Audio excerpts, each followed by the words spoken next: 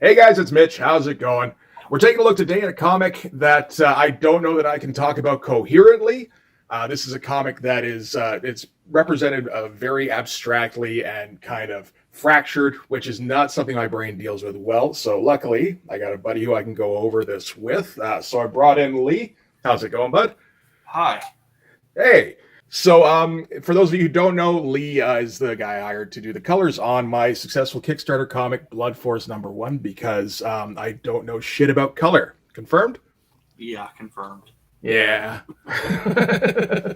Yeah, I tried to learn you some, but it just didn't sink in. So No, there might have been the odd thing that stuck, but it wouldn't have been much. No.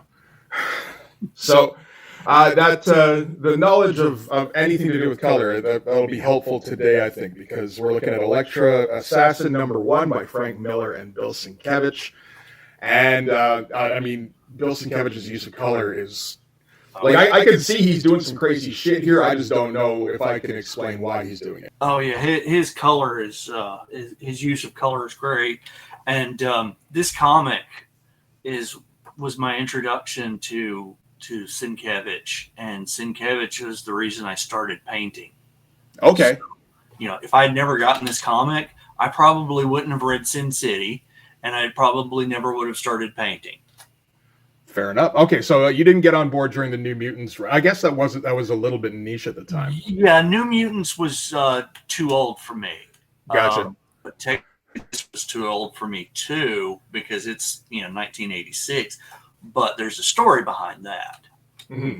So you've seen those ads in the 90s comics for another universe. Okay. And it was a mail order. I'm not familiar with that. No, for a second I thought you said like New Universe. It's like I know that. No, it was mail order comics, and you see the ads in a bunch of the early 90s books. Okay. And especially the mid 90s when it really started getting popular, because this is before the internet. You couldn't go to mycomicshop.com and all that. For sure. You had Mile High Comics, and that was about it. So I was about 14.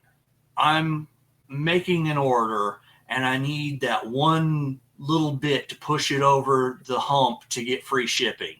Everyone knows that experience with Amazon now, but they had it too, where if you ordered I think it was $20 worth, you got free shipping.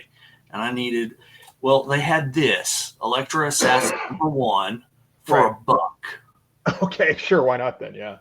Yeah, they had it for $1. So I was like, yeah, sure, why not? I've heard of Frank Miller. Just like the hottest I wasn't experienced about. Yeah, I wasn't experienced with Frank Miller. I hadn't really read anything Frank Miller. I hadn't even read Dark Knight at that point, because I'm ordering this in the summer of '94. Man, you could get ELEKTRA ASSASSIN for $1.09. That's just not right. Yeah, and it's like worked out well for you, but Yeah, it was like they had a bunch of leftover stock or something. All so right. They're just trying to get rid of it, and it was not a popular book. It absolutely was not a popular book, because when I got this and went, holy shit. Yeah. And it just changed the way I perceived comics and what you could do with them, and just, blew my little mind. Yeah. 14. I can see that, because this kind of pushes the envelope in every conceivable way for comics. Oh, yeah.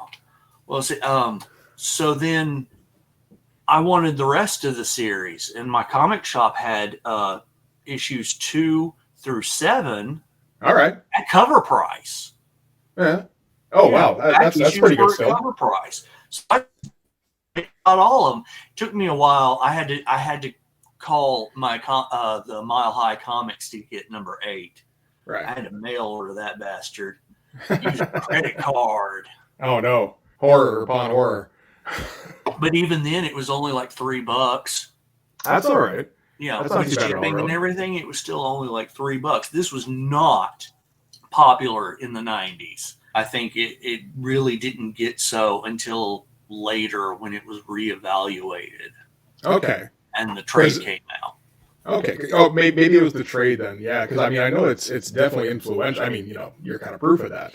But oh yeah, this is mid 90s, so yeah, it just was not popular. Yeah, that's I interesting. think it was just too ahead of its time in a lot of ways. There Yeah. was no trade. That's why I had to collect the back issues. Oh, that's fair. Okay.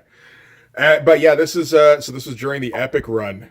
This is not one of the earliest issues, but you know, they were starting to roll along, and they were kind of making a name for doing creator-owned stuff, or at least creator freedom. Anyway, I guess it wouldn't normally be creator-owned, but For some of it. well, I guess they were saying the first one was Dreadstar, and I believe Jim Starlin owns the rights to that. Yeah, and there's Yeah. ElfQuest. Right. Okay. Yeah, that's I guess Archie Goodwin's probably at the helm at this time, and he's fairly creator friendly. So that, and I mean, both these guys are kind of either at their peak or just getting there. Frank Miller, like he's already made a huge splash on Daredevil. He's had his weird experimental turn on Ronin, and he's got probably the biggest success of his career with Dark Knight under his belt. And then you got Sienkiewicz, who has morphed from Neil Adams' clone to doing whatever the fuck he was doing on New Mutants, and now he's that guy. He's that New Mutants guy. Yep. He's the guy you get to do weird shit. Yep. And one of the things that Sienkiewicz talked about was that they didn't even have rates for fully painted comics. No, I saw that. They had to give him like colorist rates, I guess, in addition to line art rates. Yeah. Which is interesting. Yeah, I'm not saying that's sort of now, but yeah, he said he made basically no money on this, but he just needed to do it, and it became kind of a passion project. Yeah, and I mean the whole creation process for this sounds like it was kind of crazy. Whereas where Frank would come up with a script and then send it off to Bill, and then Bill would paint whatever he wanted to paint and send the pages back, and Frank had to rescript everything. Yeah, Frank rescripted a lot when he saw the artwork, and it's like, oh no, my script does not do it justice, and and it sounds like that was basically that turned into the formula for this book, where Frank would send him a script, get the pages back, rescript it. Yep. You can kind of see some of those growing pains in this one too, because there's a lot of these big panels that are clearly left empty for narration boxes. Yeah. And there's none to be seen. Frank doesn't know what to do with them. Okay. Yeah. There's no narration boxes, but there's even the first page here, we open it up and we can do that. Hellenbach, he clearly left all this empty space for, it's a title page. He's expecting there to be credits there, but they moved it over to a frontispiece instead. Yes, which I think Epic usually did. Maybe just Bill didn't know that. Yeah, you could leave it for backstory, like kind of set the stage or something. But Frank didn't do that. No, it's just this painting of an island and mostly of a big sky, and you're like, okay, why is it opening with almost nothing? And then you think about it. Well, he's coming from Claremont and New Mutants. Right. That would be the title page. Yeah, no kidding. Yeah, Claremont room for the letterer. Because Claremont would have filled that space for sure. Oh, for sure. And this kind of turned into a thing with Elektra where you get just like a scenic page to start with. Because I got the first 3 issues. So issue 2 kind of does a similar thing. Oh yeah. And then issue 3 here. Yeah, every issue does that. Yeah. Okay. It starts with a full splash. I wonder if he sold those. I wonder if you can get a copy. I don't know. We should probably touch on the cover pretty quickly, though. I think it's a pretty iconic cover. Oh, yeah. One that has been referenced before. One I really like, though, and I kind of think this was supposed to be the original cover, but there's an advertising painting that he did as well. All right. And it's a lot more detailed and has a lot more elements. It's not just Elektra standing there with a big gun and a side. Right. So that might be Bill just kind of trying to sell it to whatever audience he thinks might go for it. Yeah, possibly. It might have been, oh, we don't want to use that cover because we used it for advertising. Can you do a new one real quick? It's like, oh, yeah, sure. Okay, here we go. Yeah. Because this was like the kind of thing he could have knocked out, in a day. Probably. It is a fun cover though. It doesn't really fit with the tone of the first issue. No. I think it does fit with elements from later on in the comic though, from what I've seen. Yeah, stuff later on where it fits. It's a good like trade paperback cover. Oh, for sure. And it's certainly eye catching because it's mostly white. It's pop red. Yeah, for sure. I feel like I've seen Bill riff on this actually on his Nick Fury #1 cover, where it's like Nick Fury on a walker, like he's old man Nick Fury, and the walker has he got the walker and all the guns strapped. Yes, all mounted to it. That feels a little similar. It's thematic. Well, Nick Fury does show up in this series, and he has fun with that. Yeah, that's an interesting element too. Actually, is that it does use a few anyway Marvel characters. Like we're not completely stepping outside of canon, but I don't know. Is this series considered in continuity? I don't think so. I think it's considered similar, but not that it's like.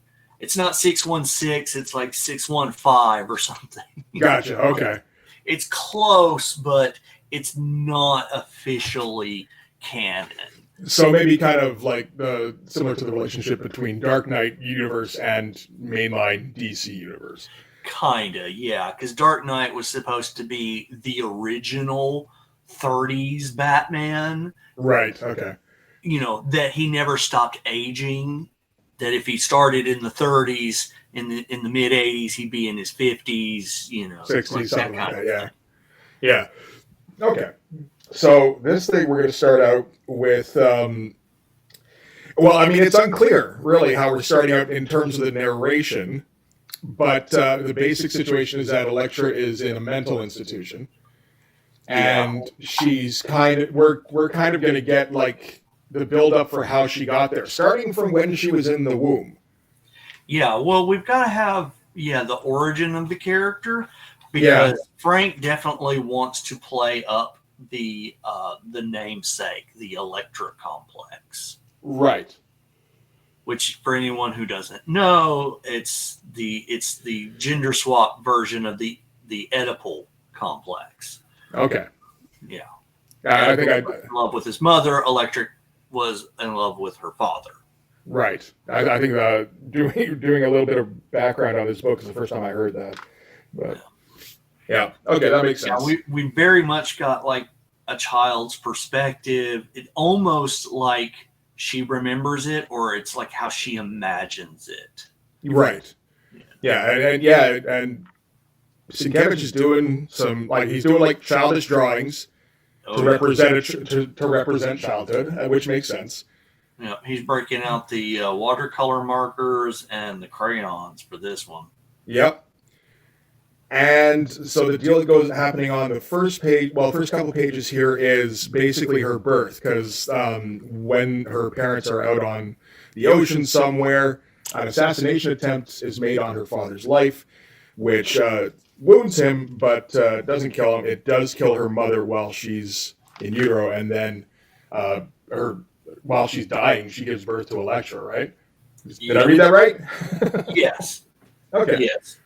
And we also get flashes to the mental institution that Elektra is in while she's getting shock therapy.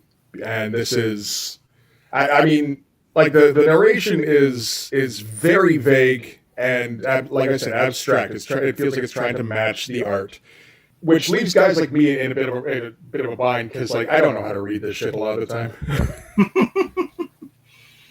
I had to read it several times to figure out what the globes were, which is like she's And I don't think the globes are really visually represented in the comic. No. They're just talked about. Yeah, and those are like memories, right?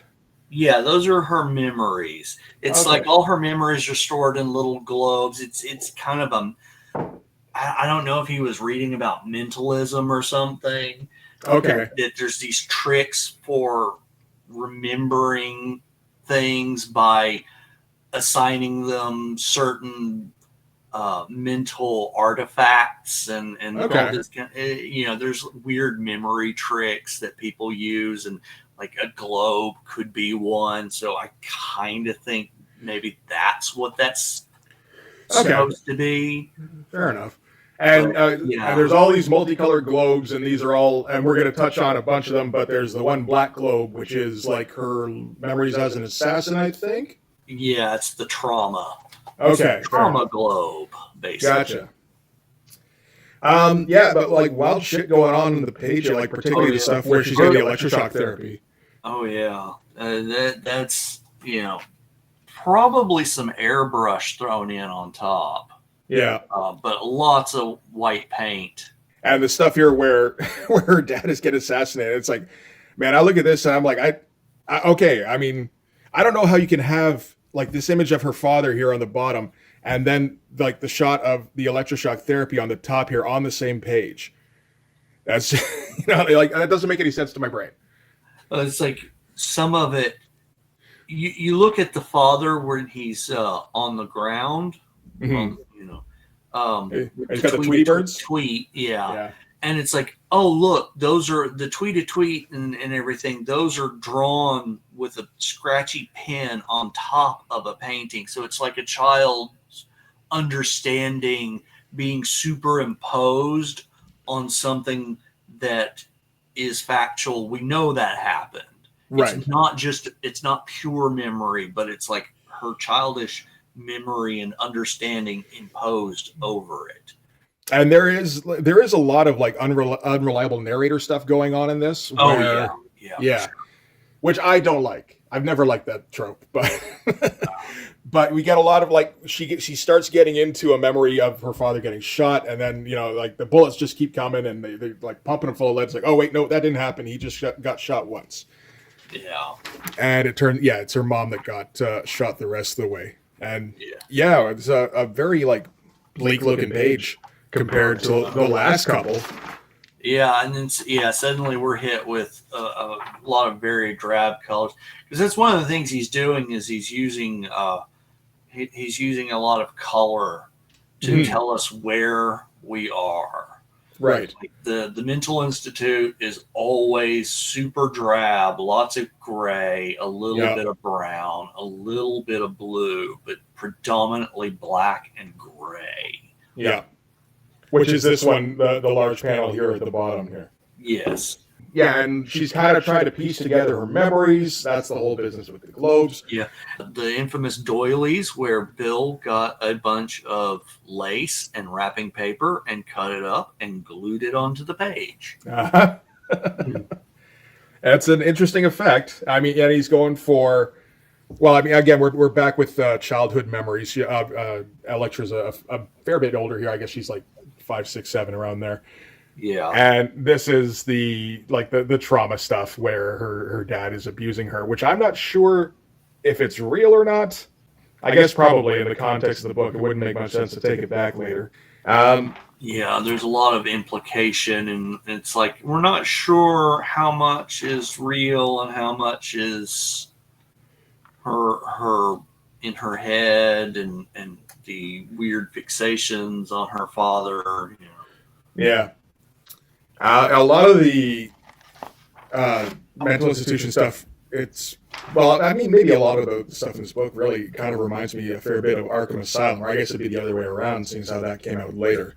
Yeah, and that was McKean. Yeah. But it feels like this was maybe an influence on that. Probably, yeah. I'm sure McKean saw what Sienkiewicz was doing and went, holy shit! Yeah.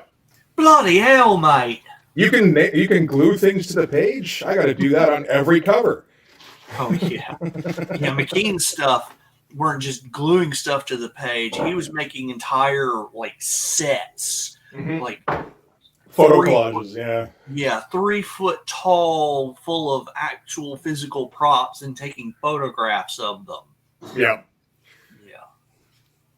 But it does kind of feel like this is kind of a foundational block of that. Yeah. And we get more of that like super high color stuff with her connecting with her dad, which is again unpleasant given the context we just left with her and her dad. But and then we see that like I like how we have the 9-panel grid, and then it gets shaken up. Yeah, where she gets like maybe not quite suicidal, but pretty close. And and so kind of setting a foundation of some issues in the future. And then the nice big phallic symbol there at the bottom of the other page. Just a little bit, I guess, eh? Yeah, just a little bit. Yeah.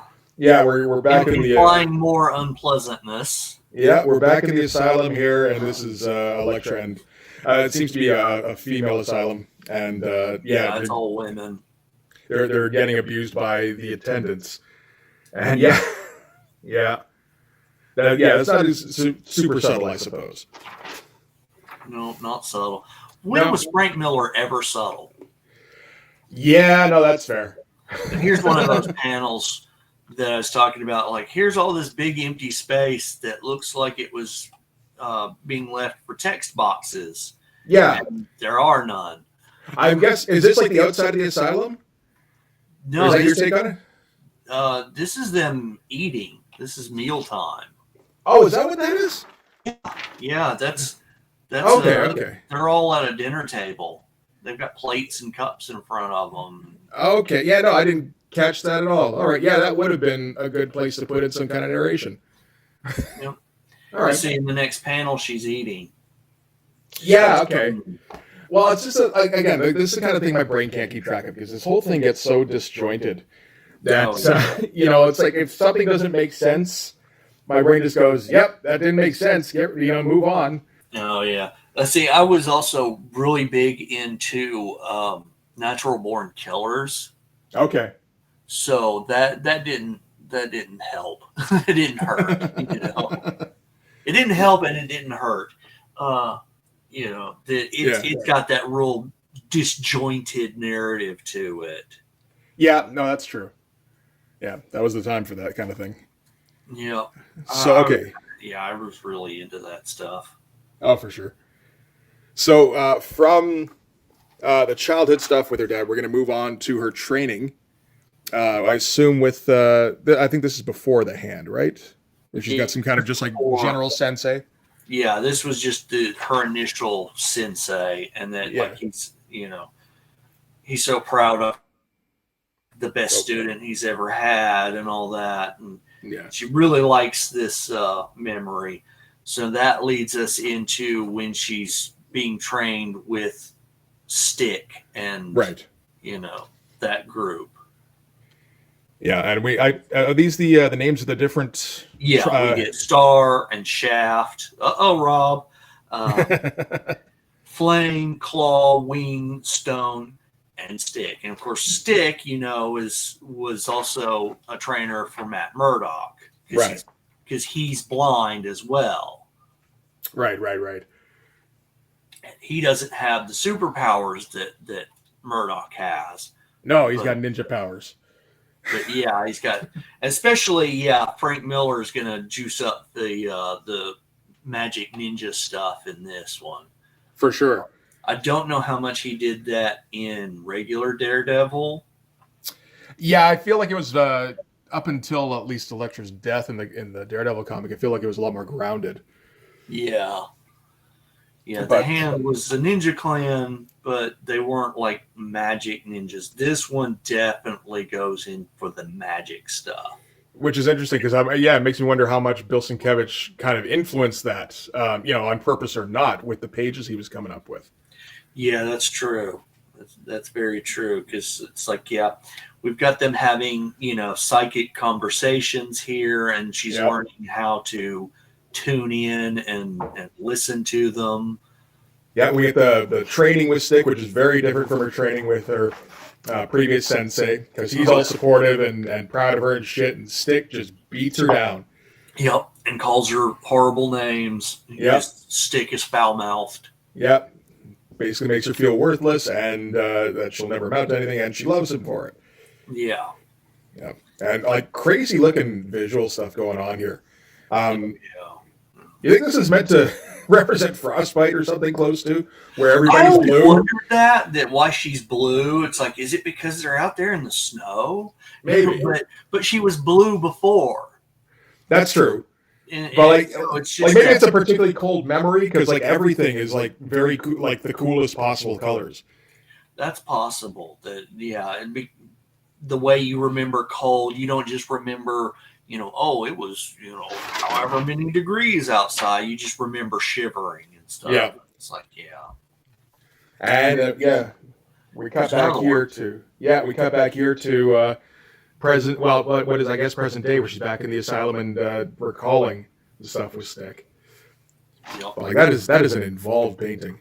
Oh yeah, and again, it looks like it had room for text boxes, but there aren't really, but just the one. But it does. Yeah. It definitely sets a tone and a mood of, oh yeah, this is. Of course, it's the whole thing that she's doped up to the gills on Thorazine. Yep. There's one mention, I think it's in issue 2, they mention that like she was on so much Thorazine, she should have been basically just drooling on herself in a corner. Yeah. But she's got magic ninja training. Yeah.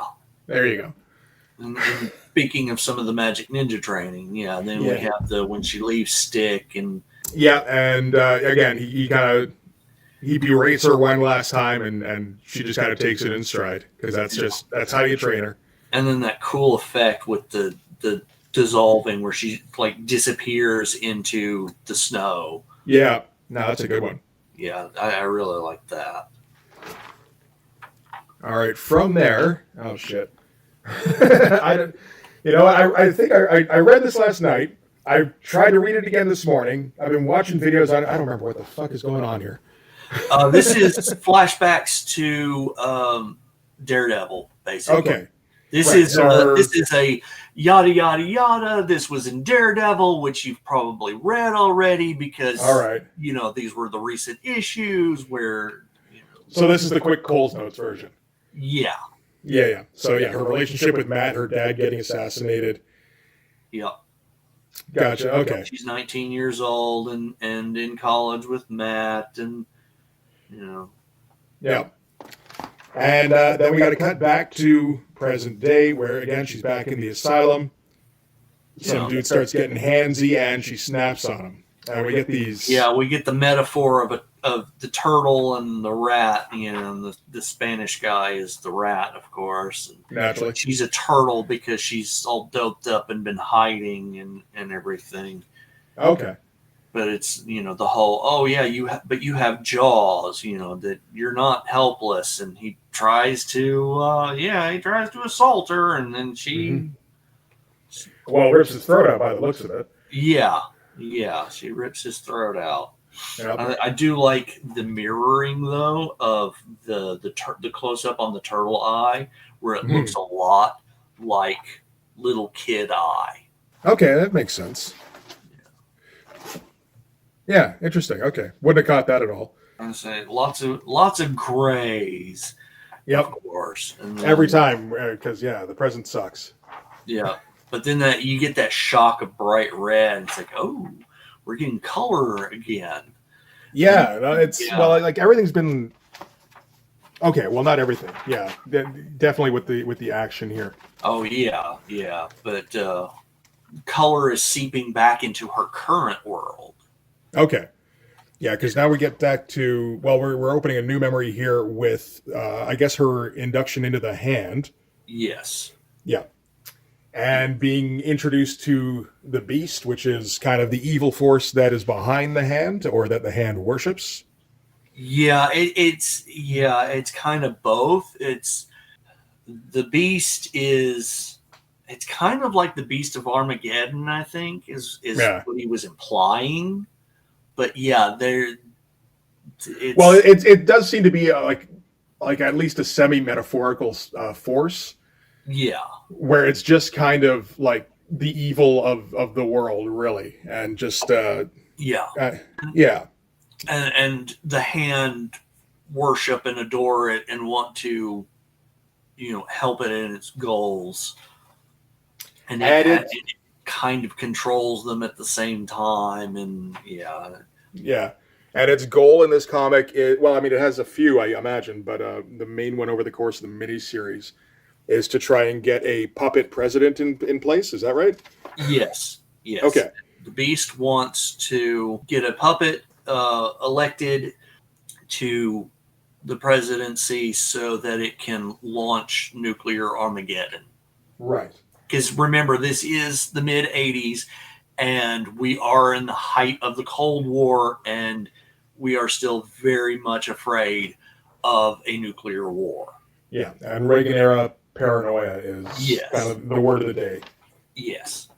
So yeah, we've got our hollow presidential candidate here. I'm looking at issue 3. Yeah, which everyone thinks is JFK, but it's actually a picture of Bill.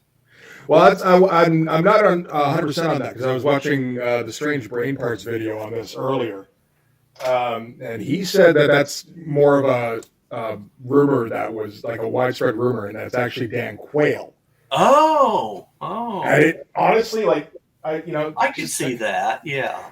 Give it just look at pictures of Bill Sienkiewicz in the 80s versus Dan Quayle. I can definitely see more Dan Quayle in this. So I don't know. Maybe it was Dan Quayle. Yeah, that would make sense.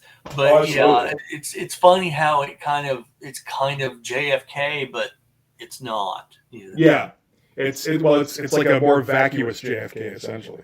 Yeah. So I mean, killer representation of the Beast here. Yeah, and so you look at that, lots of watercolor, but you can also see, like, I'm pretty sure that's some airbrushing going on. Yeah, well, he's using bright, glowing highlights. He was doing a lot of that at this time, eh? Oh yeah. Like, I'm thinking of like the covers he was doing at the time, like Transformers #1 and stuff. Yeah, well, you can see the first panel where she's chained up. There's this. It looks like spritz. It looks like he took an airbrush and just went and made this little smoky trail thing. Yeah, it's wild looking stuff. And so the Beast is okay. He's influencing everybody with his milk. Yes, the Beast's milk, which again it's like there's Frank, I think, tying into the Elektra complex, because she doesn't trust stuff that is feminine, and milk is associated with the feminine and motherhood, and the fact that it's feeding the milk of misery and hate, and that it smells bad to anyone who's not indoctrinated to it. And they really talk about the smell a lot. Yes, because later the other character, Garrett, is like, that's how he is able to tell when someone has been affected by it, because they stink. They smell like spoiled mayonnaise. Right. And that's the deal with what's the presidential candidate's name? Wind. Right. Wind, like the air, not wind like a watch. Right. Well, one of those things that doesn't make any sense in an audio format, but you have to stick it in there so that the readers know how to pronounce it. Oh, did it say that specifically? Okay. Yes, because it's in one of his TV ads that Garrett is watching in issue 2. That's interesting. And here we have her, like, rejecting the milk and breaking out and attacking. Yeah. Again, the other hand ninjas, I take it. Yeah. Okay. Again, that's something I wasn't entirely clear on what was even really happening there. But I'll take your word for it. Yeah, the milk didn't appear to not work on her, so they show up to kill her, and she breaks her chains and gets loose, but the milk has affected her mind. Okay. That's one thing. What is the effect of the milk on her mind? I don't get that. Like it just kind of seems to drive her crazy. Yeah, it seems to distort her perceptions. Yeah. And yeah, kind of slow her mind. Okay. All right. So like make her more of a like a subservient kind of thing. Yeah, it's like the effect of it on normal people is that they become subservient to the beast, right? Right. But it's like her will is too strong. Okay. So she's able to mostly overcome, but it still has a numbing effect on her. That's what I got out of it. Okay. It is a lot of metaphor and magic. Very, yeah, and very vague and kind of obscure with the way Frank describes everything, which again I find frustrating. Yeah. But I feel like he feels like he has to leave it open to interpretation, though, the way everything's been put down on the page. Oh yeah, that is actually one of the things I enjoy. Yeah. Is that it is up to interpretation, and that you can see different things in it. All right. So now we got to kind of transition back to the asylum here. Now Frank's going to take the opportunity to fill up everything with word balloons because he's got to kind of, I guess, find a new context. Yeah. And kind of ease into it. And she's kind of, getting her mind back. Right. First she gets out of the straitjacket, you see, and then she's like, oh yeah, I've got these stitches. Why do I have stitches? Oh yeah, I remember. And that's, we transition into the whole situation that led her into the asylum in the first place, why she's here. And it's like, oh yeah, she's in South America, and you get all these gorgeous close-ups of stuff. Yeah. Which again isn't very super clear what's going on or what like the totality at least of what's happened. We get that she's being hired to kill what's his name? Huevos. Yeah. For $2. The eggs. Huevos. I knew that word. Okay. Yeah. And and that he's on a merry-go-round and she's across the park on the rocket ship ride and makes this, impossible shot with a crossbow from one spinning ride onto another spinning ride. Right. Bam, right in his neck. Yep. And missing the little girl, of course. Naturally.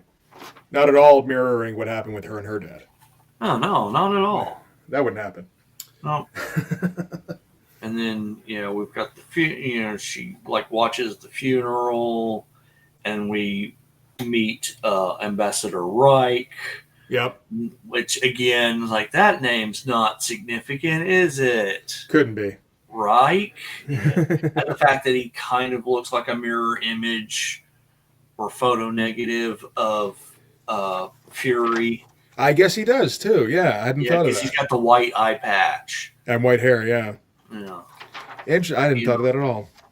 And she's like, oh, Reich she figures Reich is going to be the servant of the beast, so she's breaking in to assassinate him. But he's not the source of the milk smell. It's just that he has some of the milk there. Is that right? Yeah. Okay. And the beast uses the opportunity of her coming for Reich, who has, been puppetized by the milk. Right. She kills Reich, but it doesn't matter because the beast is in the room with her and kind of traps her in, claws her leg, and beats her senseless. There's the leg claw, yeah. Yeah, gives her another dousing with the milk and everything. Yep. Meanwhile, in the asylum, they're getting ready to I think, lobotomize her is what they're supposed to do. Yeah, because it looks like they give her anesthetic here, which they wouldn't have done with the EST. Yep. Yeah. And that last panel is real interesting because it's a photocopy of the next page's top panel that he Okay. cut up and stapled to the page. Are there actual staples? Yes, when I was looking Okay. at that high resolution scan, you could Yeah. see that they were actually staples. So he glued and stapled it to the page. That's okay. Comics mad scientist. It works. It does. You know, like particularly with Elektra, yeah, like that I totally works in context. I don't see a problem with that. Yeah. Oh, Just who the fuck else would do that? That fractured mind and everything, but you can see his hand lettering and everything. Yeah. Oh yeah. That's it. Yeah, there's a bunch of that hand lettering in this comic too, where he's just writing over what he's drawing.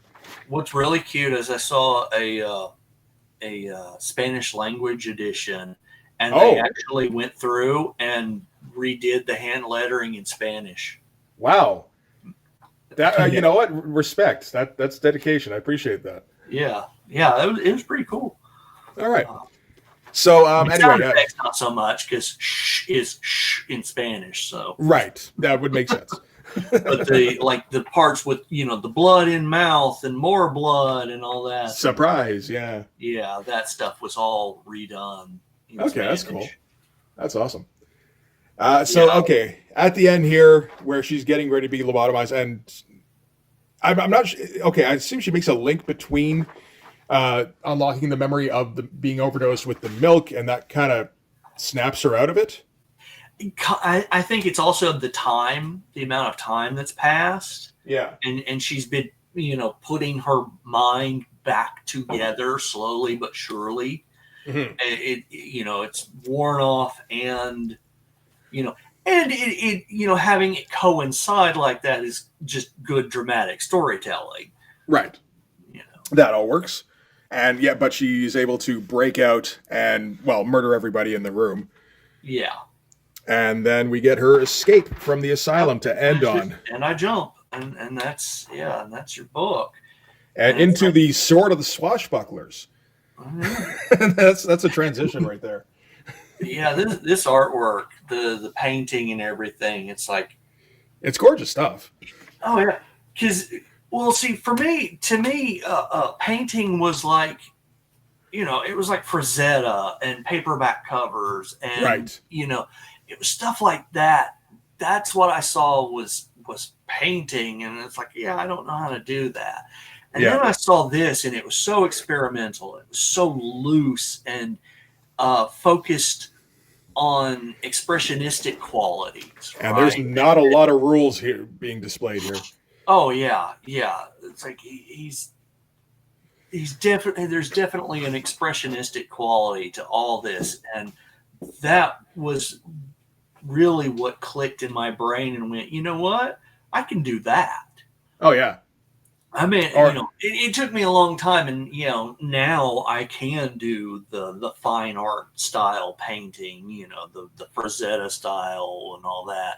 Even though I use acrylics, not oils, but it's still that thing that's what I saw this and I went, you know what, I bet I can do that, and I wanted to try, and absolutely. My mom had a bunch of 30-year-old paints that she hadn't used and an old canvas, and I started playing. Just unlock your brain that you don't have to stick with what just the stuff that you've previously seen. Yeah. That's some good shit. Yeah, the expressionistic stuff really excited me, and I started, instead of trying to be Jim Lee, I wanted to be Bill Sienkiewicz for a while.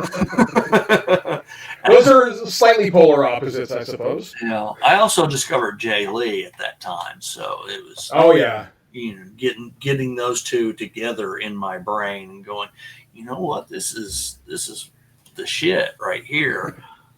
Yeah, no, that is again kind of the opposite of Jim Lee, where it's all formulaic, and it just kind of it gets a little bit stodgy. And Jay Lee and Bill Sienkiewicz kind of the opposite. We're just going for feel.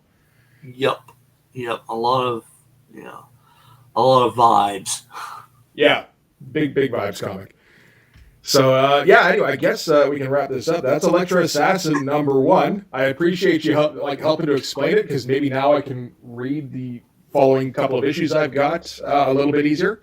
Yeah, the rest of the series is nowhere near as abstract in terms of the story. There's still a lot of that narration, but a lot of it ends up coming from Garrett instead. Okay.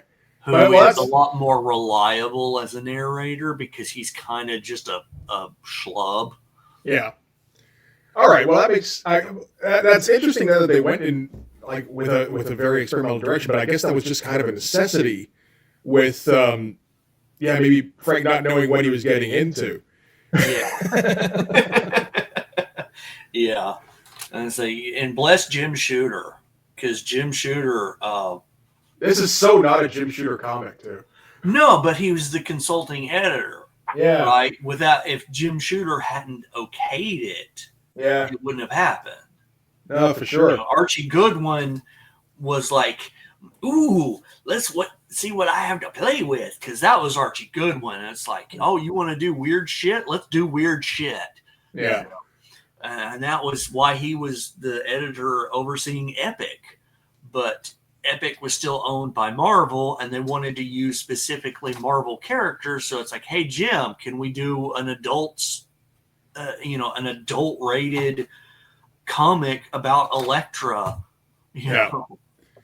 Well, I mean, it probably helped a bit that the Elektra character wasn't alive in the current continuity. So yeah, that's true. Yeah, that is weird, because that is crazy. I think Shooter had some pretty good instincts then, because it is very much like not even remotely his style of comic. Oh no. Lock down 9 grids, make sure everything is clear in the panel, make sure you get your recaps in, and if you got to keep it boring just so long as it's understandable. This is completely the opposite. Yeah, not a huge focus on continuity and clarity in this. Yeah. And from what I understand, the series from here goes into over the top action movie stuff. And we get flying dwarves and killer cyborg and all kinds of wild shit. Yep. It goes really over the top, but in a fun way. Yep. Okay. Well, I might. It might be time for me to check out the rest of the series then, because that sounds like a good time. But I think we can wrap this up here. Thanks very much for joining me on this. I appreciate it. Thanks for having me. Absolutely. And thanks very much for watching, guys. If you like this video, please hit the like button. Helps with all the algorithm stuff. If you want to see more, hit subscribe. And if you really want to help out, in the description, there's my link tree. You go there. That'll give you all the links, including the Patreon link. Subscribe to that, gives you access to everything I do. So all sorts of videos, all sorts of Blood Force comics. I'll put a link for Lee's Patreon in here as well, where you can see everything that he's done. Anything else you want me to put up there? You can put up my Blue Sky as well. All right. My DMs are open, and I'm taking, I'm open for commissions. There you go. We're both open for commissions. Yeah. So hit us up. But but that'll do it. Thanks again for watching, guys. I'll see you in the next one. Bye. Bye.